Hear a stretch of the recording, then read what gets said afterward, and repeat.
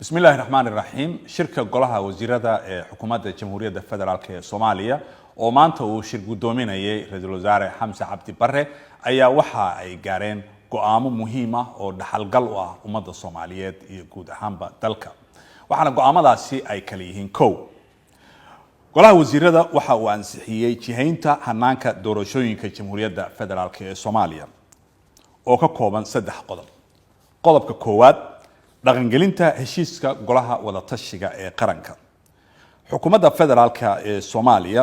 waxay go'aamisay dhamaystirka iyo dhaqangelinta hanaanka doorashooyinka jamhuuriyadda federaalka ee Soomaaliya ee uu ku heshiiyay golaha wada tashiga ee qaranka 27 bishii Maajo ee sanadkan 2023 waxa la farayaa dhammaan wasaaradaha iyo hay'adaha ay qusayso in ay si degdeg ah uga howlgalaan diyaarinta shuruucda loo baahan yahay ee lagu dhaqangelinayo heshiiskan wixii wax ka bedel ah ee lagu sameynayo dastuurka kumeel gaarka ah waxaa loo soo diyaarinayaa si waafaqsan cutubka 15aad ee dastuurka kumeel gaarka ah loona soo gudbinayaa golaha wasiirada ee jamhuuriyadda federaalka ee Soomaaliya si loo horgeeyo labada aqal ee baarlamaanka federaalka ee Soomaaliya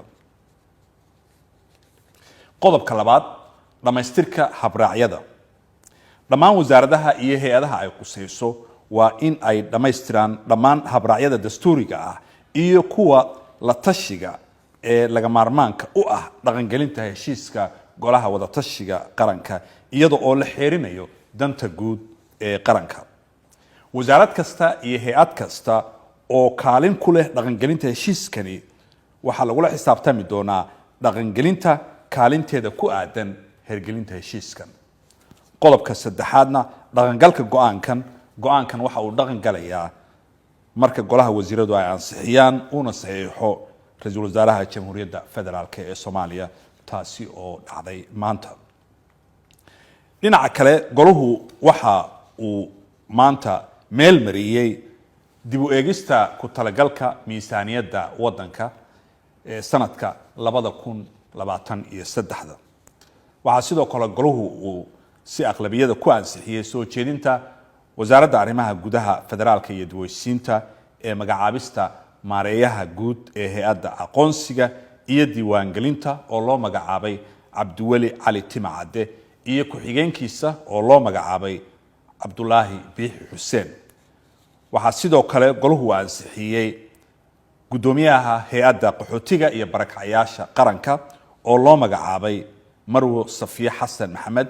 iyo ku-xigeenkeeda koowaad iyo labaad oo loo kala magacaabay Cabdulaahi Aadan Cabdi iyo Maxamed Cabdulaahi Salaad sidoo kale golahu waxa uu kulankiisii maanta ee khamiislaha uu ku ansixiyay heshiisyo waxgal u ah ummadda Soomaaliyeed oo la xiriira dhinaca ganacsiga oo kala ah ku biiridda aaga ganacsiga xorta ee qaaradda Afrika